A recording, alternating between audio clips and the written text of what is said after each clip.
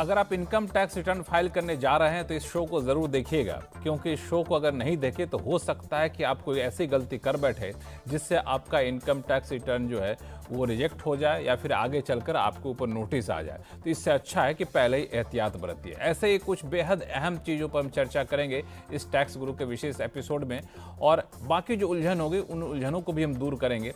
और क्योंकि हम लेकर हाजिर हैं आपका पसंदीदा शो टैक्स गुरु, जहां हम नियमों के दायरे में रहकर टैक्स बचाने के उपाय भी आपको बताते हैं। नमस्कार, मैं हूं लक्ष्मण राय। हमारी इस कोशिश में इस बार हमारे साथ हैं जाने माने टैक्स एक्सपर्ट शरद कोहली साहब। सर, आपका स्वागत है। नमस्कार, थैंक यू। और कोहली साहब ने देखा है कि जो लोग रिटर्न फाइल करते हैं आखिर करते क्या क्या गलतियां हैं, तो उसकी एक पूरी डिटेल लिस्ट बना करके लाए हैं। तो इस शो में इस पर भी चर्चा करेंगे और साथ ही आपको बताएंगे कि दो जो फॉर्म होते हैं 26AS और AIS, इन दोनों में बहुत बड़ा फर्क है जो आपको जानना बेहद जरूरी है। इनकम टैक्स रिटर्न फाइल करने में अक्सर कौन कौन सी गलतियां आप कर बैठते हैं, इसको जानिएगा। और साथ साथ ये भी बताएंगे कि लीज होल्ड प्रॉपर्टी अगर आप बेच रहे हैं तो आपके ऊपर टैक्स की देनदारी क्या बनती है। इन सारे मुद्दों पर बातचीत होगी, लेकिन सबसे पहला मुद्दा वो है इनकम टैक्स रिटर्न को लेकर के। जब भी रिटर्न फाइल करने जाते हैं कोहली साहब, लोग कहते हैं कि 26AS को देख लीजिए, AIS को देख लीजिए। पता नहीं, लगता है ऐसा है कि दोनों में तो मोटा मोटी एक ही जानकारी, दोनों को देखना। फिर फॉर्म 16 भी एक बीच में आ जाता था। क्या माजरा क्या है तीनों का? देखिए, 26AS को लक्ष्मण मैंने नाम दिया है आमने सामने।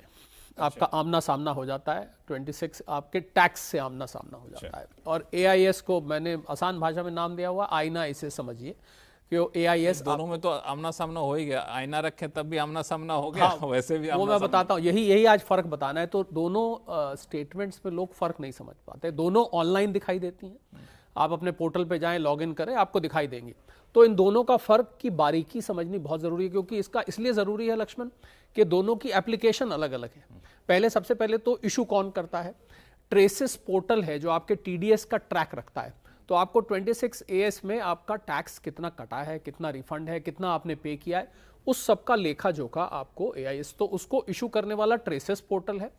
और AIS लक्ष्मण, जिसको मैं आईना इसे समझिए कहता हूं, वो आपकी फाइनेंशियल ट्रांजैक्शंस कोलेट होके आती है और वो आपके पोर्टल पे आके कलेक्ट होती जाती है। यानी कि जो थर्ड पार्टी इंस्टीट्यूशंस जो रिटर्न फाइल करते हैं उसको हम SFT कहते हैं, स्टेटमेंट ऑफ फाइनेंशियल ट्रांजैक्शंस, उसमें से कोलेट होके वो आपके उसमें आ जाती है। तो ये तो पहला डिफरेंस आ कि इशू करने वाली अथॉरिटी दूसरी है। दूसरा, इसको ये शो कैसे होता है, या दोनों आपके पोर्टल पे शो हो जाते हैं, इसमें कोई दो राय नहीं है। अब नेचर दोनों का क्या है, एक आपको बता रहा है आपके टैक्सेस का लेखा जोखा, ये ध्यान देने वाली बात है, खाली टैक्सेस। और टैक्सेस में कौन कौन से टैक्सेस, TDS आ गया, आपने खुद जो जमा किया वो आ गया, TCS आ गया, कोई रिफंड है वो भी इसमें दिखाई देगा। ये कम लोग जानते हैं, इसको धीरे धीरे इवॉल्व हो रहा है ये। अब अगर हम बात करें AIS की, तो AIS आपको बता रहा है कि आपने कौन से वो बड़े ट्रांजैक्शंस किए हैं जिनको आपको रिटर्न फाइल करते टाइम ध्यान में रखना है। आपका इनकम प्रोफाइल उससे मैच करना चाहिए। ये ना हो जिसको मैं बोलता हूं आमदनी अठन्नी खर्चा रुपया, कि आपने आमदनी बहुत थोड़ी है, बहुत बड़ा खर्च किया, हो सकता है, पर उसको आप जस्टिफाई कर सके। उसके बाद हम जाते हैं दोनों का पर्पस क्या है। 26AS का पर्पस है आपको आपके टैक्स का हिसाब किताब बताना, और AIS का पर्पस है आपको रूबरू कराना उससे कि जो आपने फाइनेंशियल ट्रांजैक्शंस किए हैं शायद आपके ध्यान से उतर गए हो, आप उनको सारे को चेक कर लीजिए। और इसी से निकल के आता है अगला डिफरेंस लक्ष्मण, वो है फीडबैक। अगर आपको AIS में लग रहा है कि ये ट्रांजैक्शन मेरा नहीं है, ये किसी और का है, तो आप उसका तुरंत फीडबैक दे सकते हैं, उसी पे दे सकते हैं। पर 26AS में अगर आपको दिख रहा है तो वो आपको नोट करके रख लेना है, और अपनी रिटर्न जब आप फाइल करेंगे, एक तरह से आपकी रिटर्न आपका फीडबैक बन जाता है, उसमें आप करेक्शन कर दें। उस स्टेटमेंट में वहां जाके फीडबैक नहीं कर सकते आप, पर AIS में आप उसी में फीडबैक दे सकते हैं। अब जो आखिरी फर्क आता है कि ये कितनी जल्दी जल्दी ये आती हैं स्टेटमेंट, मतलब ये अपडेट कब कब होती हैं। तो जो AIS है वो अपडेट होती है जब जब आपका फाइनेंशियल इंस्टीट्यूशन यानी कि थर्ड पार्टी अपनी SFT फाइल करता है, स्टेटमेंट ऑफ, तो तब वो अपडेट हो जाती है। हालांकि मैं ये साथ में बताना चाहूंगा लक्ष्मण, एक नई चीज जो शायद लोगों को नहीं पता हो कि AIS में 26AS का भी अब काफी हद तक मसाला दिखाई देता है, पहले नहीं देता था। अब AIR से आप देखें तो आपको दोनों चीजें को करीब करीब दिखाएंगे, पर फिर भी 26AS देखना जरूरी है।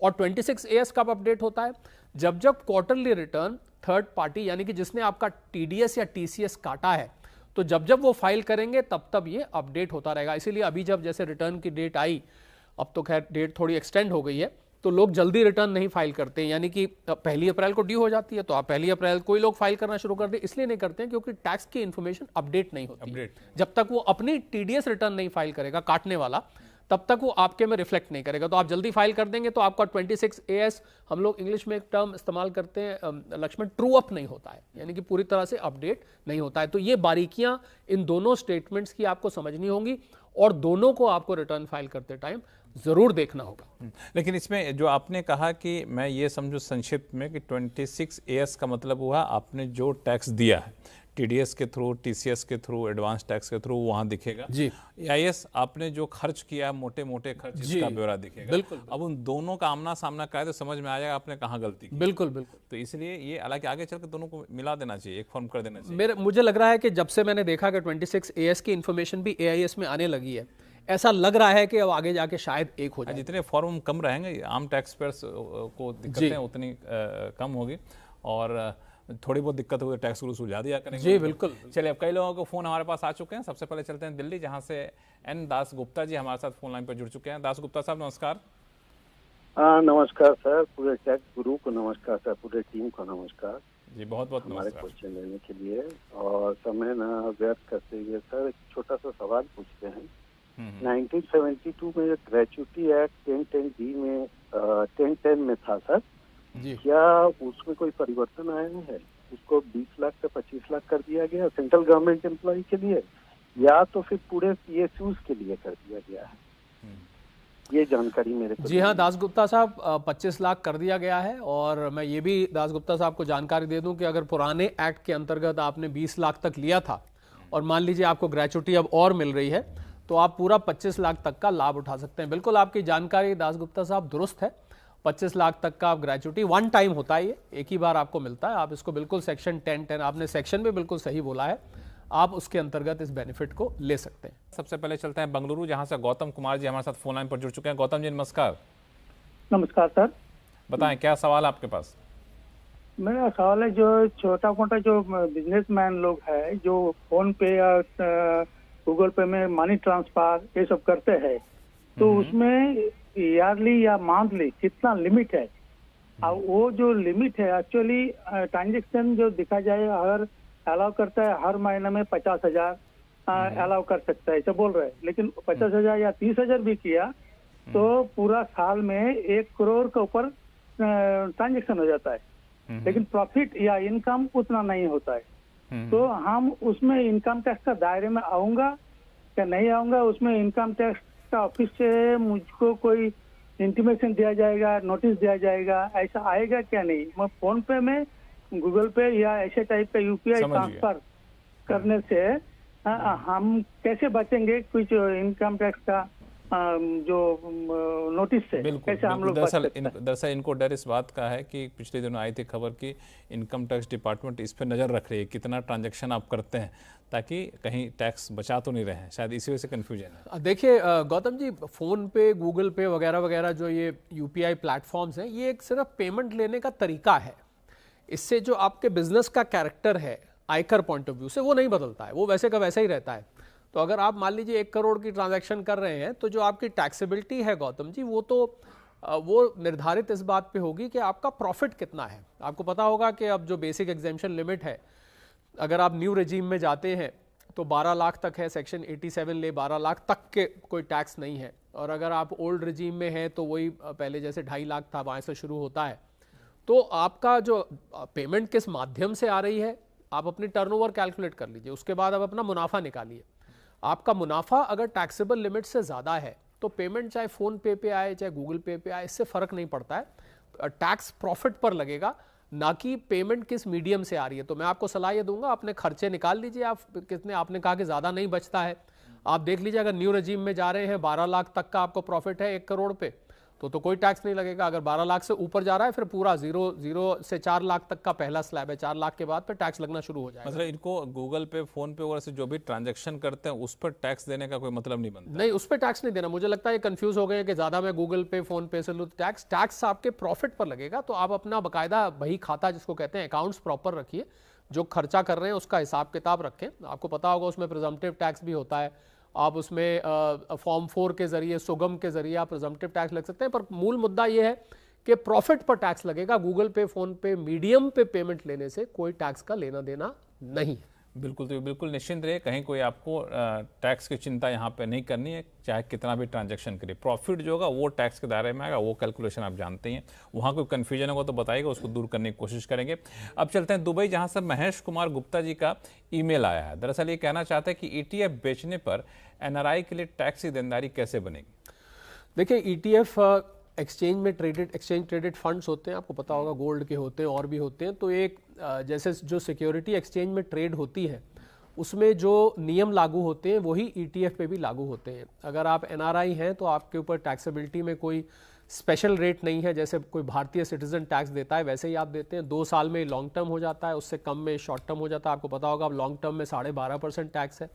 अगर ये शॉर्ट टर्म होता है तो आपको अपने स्लैब के हिसाब से देना है। तो आपको महेश जी ये देखना पड़ेगा कि आपकी भारत में और भी कोई इनकम है कि नहीं, अलग अलग सोर्सेज से। अगर खाली यही सोर्स है तो जो टैक्सेबिलिटी की बेसिक एग्जेम्पशन लिमिट है वो आप पर भी वैसे ही लागू होती है। जैसे हाँ, सेक्शन 87A का रिबेट आप इसमें एक्सचेंज ट्रेडेड यानी कि लॉन्ग टर्म कैपिटल गेन क्योंकि स्पेशल रेट पे लगता है तो 87A का रिबेट नहीं मिलता है। बाकी की टैक्सेबिलिटी वैसे ही बनती है जैसे एक भारतीय सिटीजन पर बनती है। तो चलिए, ये कोई दिक्कत यहाँ पर नहीं होनी चाहिए कि NRI है कि नहीं, इस पर कोई बहुत फर्क नहीं पड़ने वाला। चलते हैं मुंबई, जहाँ से शिवाजी पाटिल साहब हमारे साथ फोन लाइन पर हैं। शिवाजी पाटिल साहब नमस्कार। हाँ नमस्कार जी, बताएं क्या उलझन है? मेरा सवाल है कि मेरा भाई और मेरे नाम से जॉइंट नाम से शेयर्स थे। फर्स्ट नेम भाई का था तो वो एक्सपायर हो गए, उसके बाद में वो शेयर्स मेरे नाम के ट्रांसफर हो गए। तो मैं ये शेयर्स है वो अपने भाभी को ट्रांसफर करना चाहता हूँ जी। तो टैक्स का क्या लायबिलिटीज रहेगा और कैसा करना चाहिए? नाम थोड़ा पेचीदा लग रहा है जी। नहीं पहले तो पाटिल साहब बहुत खेद है हमें आपके भाई साहब के निधन का, पहली बात। तो दूसरा ये है कि आपको जो शेयर ट्रांसफ़र हो गए तो वो आपके हो गए। अब आप अपनी भाभी को यानी कि उनकी पत्नी को देना चाहते हैं तो ये गिफ्ट माना जाएगा। और गिफ्ट जो सेक्शन 56(2)(10) की जो रिलेटिव्स की लिस्ट है उसमें आपके ब्रदर की वाइफ भी आती हैं। तो उस हिसाब से आपको उनके ऊपर कोई टैक्स नहीं लगेगा, आपके ऊपर भी कोई टैक्स नहीं लगेगा। तो 2 अलग अलग ट्रांजैक्शन से पहले तो आपके पास जो शेयर आए चल के तो वो आपके पास आ गए, अब आपके हो गए। अब जब आप भाभी को देंगे तो वो गिफ्ट की तरह से आप देंगे। आप साथ में एक लेटर दे दीजिएगा कि ये शेयर्स मैं जो हूँ अपनी भाभी को ट्रांसफ़र कर रहा हूँ और गिफ्ट की तरह ट्रांसफ़र कर रहा हूँ। एक लेटर बना के रख लीजिएगा। इसके अलावा और कोई आपको कुछ भी करने की ज़रूरत नहीं है। चलिए, तो निश्चिंत हो जाए, कहीं कोई आपको दिक्कत नहीं। पाटिल साहब, कोई और कन्फ्यूजन तो नहीं है? रहेगी। सॉरी, फिर से अपना सवाल दोहराएं। जो टैक्स लायबिलिटी, उनको टैक्स लायबिलिटी रहेगी कभी सेल करेंगे तभी जी। एक दफ़े आपने उनको गिफ्ट कर दिया तो उसके बाद वो टैक्स लायबिलिटी उनकी हो जाएगी। ये जो भाभी और देवर या जेठ होते हैं उनका जो रिलेशन होता है ये क्लबिंग में नहीं आता है।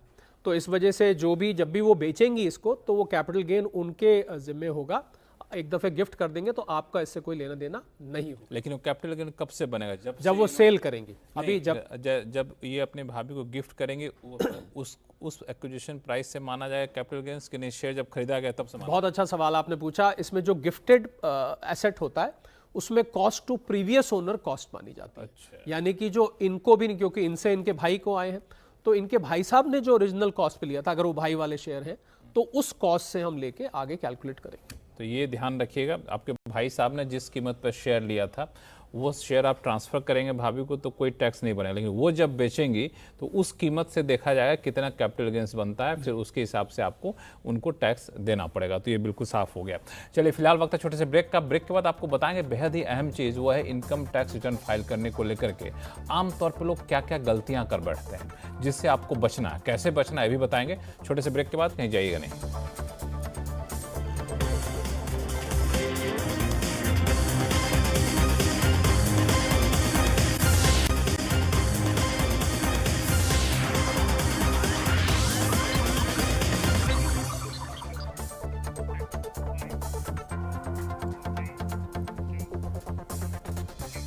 ब्रेक के बाद एक बार फिर से आपका स्वागत है। आप देख रहे हैं टैक्स गुरु और आपके सवालों का जवाब देने के लिए हमारे साथ हैं जाने माने टैक्स एक्सपर्ट शरद कोहली साहब। कोहली साहब, हम लोगों के सवाल लें, लेकिन चूंकि अब सब लोग इनकम टैक्स रिटर्न फाइल करने जा रहे हैं, अक्सर रिटर्न फाइल करने के बाद फ़ोन कॉल आने शुरू हो जाते हैं टैक्स गुरु के पास, देखो हमने तो ये गलती कर दी, हमने तो वो गलती कर दी। तो मैं सोच रहा हूँ कि क्यों ना पहले उनको बता दिया जाए गलती कहाँ कहाँ करते हैं, कहाँ गुंजाइश है, ताकि अभी सतर्क हो जाए। देखिए लक्ष्मण, गलतियों की फहरिस्त तो बहुत लंबी है। अच्छा, लंबी है। पर मैंने 8 गलतियां निकाली हैं जो आमूमन होती हैं, जो सबसे ज़्यादा होती हैं। तो मैं चाहूँगा कि सभी टैक्स गुरु के जो दर्शक हैं वो इसको नोट कर लें कि इन गलतियों का खास आपने ध्यान रखना है जो गलती होती हैं, और ये गलती बहुत पुराने टैक्स पेयर से भी हो जाती है। तो सबसे पहली गलती जो हमने पहले डिस्कस किया कि लोग रिटर्न फाइल कर देते हैं बिना 26 AS और AIS देखे। सबसे भारी भरकम गलती मैं इसको मानता हूँ, बिना उसको देखे आपने रिटर्न नहीं फाइल करनी है। दूसरी कि आप ऐसा ही है कि बगैर आईना देखे आप सच संवर रहे हैं। हाँ, पर बिना आईना देखे भी कई लोग सच सवर जाते हैं, उससे भी भारी गलती अगर कुछ हो तो हो। दूसरा, इनकम टैक्स रिटर्न फॉर्म गलत चूज कर लेते हैं, तो उससे आपके रिटर्न डिफेक्टिव। मान लीजिए आपको ITR 1 अप्लाई करता है, आप 2 ले लेते हैं, 2 अप्लाई करता है, आप 3 ले लेते हैं, 3 की जगह 2 ले लेते हैं, वगैरह वगैरह। तो इनकम टैक्स रिटर्न फॉर्म बिल्कुल सही चूज करना है। उसके लिए हम समय समय पर बताते रहते हैं, आगे भी मुझे लग रहा है रिटर्न फाइलिंग से पहले एक दफ़े और इसको बता देंगे, जिससे कि रिटर्न आप गलत ना चूज करें। हालांकि मेरा मानना है कि ये जो गलती है ना, ये हमारी गलती नहीं है, इनकम टैक्स डिपार्टमेंट की गलती है। अगर हम गलत चूज करें तो बता दो ना कि नहीं नहीं ये आपके तहत नहीं आता है। नहीं, वो इसलिए लक्ष्मण होता है क्योंकि कुछ ओवरलैप भी है। जैसे मान लीजिए आपके पास हाउस प्रॉपर्टी इनकम है, X अमाउंट से ऊपर है, तो आप वो भी कर सकते हैं। तो आयकर पोर्टल पे पता लगाना बहुत कठिन हो जाता है कि आप किस कैटेगरी में आ रहे हैं। वो जब प्रोसेस करते हैं तब पता लगता है उसको। तीसरी गलती होती है कि आप, बहुत कॉमन ये गलती होती है कि सभी का पैसा बैंक में पड़ा होता है, और मेरे ख्याल सेविंग अकाउंट तो हर किसी का होता है, आप इंटरेस्ट नहीं दिखाते हैं। यानी कि बैंक इंटरेस्ट जो आपने साल में कमाया है, अब कमाया क्या, वो तो बैंक से अपने आप ही आता है, उस इंटरेस्ट को दिखाना भूल जाते हैं। या जो आपने मान लीजिए FD 3 साल की करी हुई है मैंने, अब वो FD में आपको कायदे से एक्रूड इंटरेस्ट दिखाना चाहिए हर साल का, वो नहीं दिखाते। तो इंटरेस्ट इनकम को ना दिखाना, एक इनकम फ्रॉम अदर सोर्सेज का जो शेड्यूल होता है, ये गलती सबसे ज़्यादा मैंने देखी है कि लोग करते हैं। चौथी गलती कि आप फॉरेन सोर्सेज की इनकम दिखाना भूल जाते हैं। मतलब फॉरेन में कोई एसेट है, कोई निवेश किया, वो सोचते हैं, या कई दफ़े याद नहीं, मैं ये नहीं कहता कि गलतियाँ जानबूझ के होती हैं, अनजाने में हो जाती हैं। ये चौथी गलती। अब आते हैं 5वीं गलती, और बहुत भारी भरकम गलती होती है कि आप बैंक अकाउंट की डिटेल गलत भर देते हैं। अब बैंक अकाउंट की डिटेल गलत भरने से क्या होता है कि आपका अगर रिफंड आना है तो वो रिफंड नहीं आएगा। 5वीं गलती, 5वीं बल्कि छठी गलती हो गई कि आप रिटर्न भरने के बाद उसको वेरीफाई नहीं करते हैं। जो वेरिफिकेशन बहुत ज़रूरी है, उसके बिना आपकी रिटर्न इनवैलिड हो जाती है। अब आता हूं मैं 7वीं गलती पे। 7वीं गलती है, आपको पता होगा कुछ इनकम्स क्लब होती हैं, जैसे माइनर की, पत्नी की, और एक बहू की, यानी कि ससुर साहब बहू की। ये 3 ऐसे हैं जहां पर HUF में भी होती है, ये क्लबिंग होती है। तो आप क्लब्ड इनकम दिखाना भूल जाते हैं, ये 7वीं गलती। और 8वीं गलती जो सबसे कॉमन मैंने देखी है कि जिस इनकम पर लक्ष्मण टैक्स नहीं लगता है, जिसको हम एग्जेम्प्ट इनकम कहते हैं। अब आप सोचते हैं कि भाई एग्जेम्प्ट इनकम है तो क्या इस पर टैक्स दिखाना, पर EI शेड्यूल ITR फॉर्म में दिया हुआ है, एग्जेम्प्ट इनकम को दिखाना हम भूल जाते हैं। तो ये 8 गलतियां मैंने देखी, गलतियों की लंबी फेहरिस्त में से ये 8 गलतियां सबसे ज्यादा कॉमन है जो आमूमन कर जाते हैं। तो हम चाहते हैं लक्ष्मण के कम से कम जो टैक्स गुरु नियमित रूप से देखते हैं, नियमित क्या, कभी कभी भी अगर देखते हैं, वो कम से कम ये गलती कभी कभी क्यों देखें, नियमित तौर पे बिल्कुल नियमित देखें, पर मान लीजिए रेगुलर नहीं भी देख पाते हैं, तब भी एक बार भी देखा है तो आपको ये गलती नहीं करनी चाहिए। बिल्कुल नहीं गलती करनी चाहिए। और ये सारी गलतियां जो इसको एक तरीके से कहें कि एक चेकलिस्ट की तरह रख लीजिए जब आप रिटर्न फाइल करने जाते हैं, और देख लीजिए ऐसी गलतियां तो हम नहीं कर रहे हैं, अगर कर रहे हैं तो फाइल करने से पहले इसको सुधार लीजिए। और जब गलतियां कर बैठते हैं उसके बाद भी दिक्कत हुई तो हम लोग हैं, लेकिन चाहते हैं गलतियां ना ही करो तो ज़्यादा अच्छा है। वापस से शुरू करें सवाल जवाब का सिलसिला। एक सवाल आया है महाराष्ट्र से, विजय जी का, ये ईमेल पे है, लेकिन सवाल बड़ा इंटरेस्टिंग इसलिए मैं ले रहा हूँ। दरअसल ये अपनी लीज होल्ड प्रॉपर्टी को बेचना चाहते हैं। ये प्रॉपर्टी जो है ये दरअसल 2010 की है, और 2013 में इनकी माँ के नाम पे लीज रजिस्ट्रेशन हुआ था, और 2017 में इनकी माँ की मृत्यु हो गई थी, उसका प्रॉपर्टी इनके नाम पर आ गई। अब ये मार्च 2025 को 44 लाख रुपए में बिक्री के लिए डीड करने जा रहे हैं, मतलब डीड कर रहे हैं। इस पर अब टैक्स कैसे बचाएं, ये जानना चाहते हैं। देखिए, जब आप बेचने जा रहे हैं तो अब आपको पता होगा कि अब दो ऑप्शन मिलती हैं किसी को भी कि या तो आप इंडेक्सेशन लीजिए, इंडेक्सेशन आप लेते हैं तो आप 20% लॉन्ग टर्म कैपिटल गेन देते हैं, और आपको पता होगा long term capital gain property पे कैसे निकाला जाता है। आपको अपनी जो सेल प्राइस है उसमें से जो कॉस्ट प्राइस है वहाँ के इंडेक्स ले, आज के इंडेक्स ले, दोनों को इंडेक्सेशन करके तो आप 20% टैक्स देंगे। अगर आप इंडेक्सेशन बेनिफिट नहीं लेते हैं विजय जी के लिए, तो फिर आप 12.5% long term capital gain difference देंगे। डिफरेंस किसका देंगे?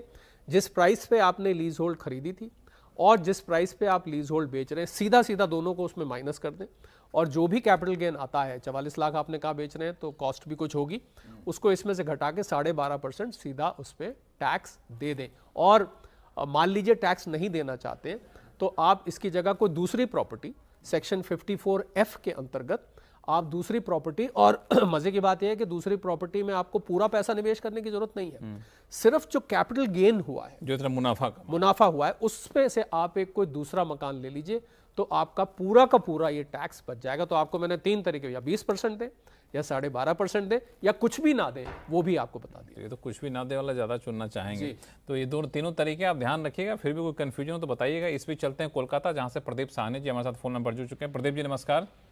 नमस्कार। बताएं क्या सवाल है आपके पास? देखिए, मैं तो रिटायर्ड हूँ और मेरे वाइफ भी हाउस वाइफ है, उनका कोई इनकम नहीं है, तो अगर मैं वाइफ के नाम में कोई एफडी करूंगा जी, तो ये क्या ये टैक्सेबल होगा? जी हाँ, वाइफ के नाम आप एफडी करेंगे तो पहले तो वाइफ खुश होंगी लक्ष्मण, पहले तो ये बात है। दूसरा ये कि आप वाइफ से ज्यादा चिंता टैक्स की है। जी, मैं उस पे आ रहा था, मैंने सोचा थोड़ा सा मैं समा बांध दूं जरा।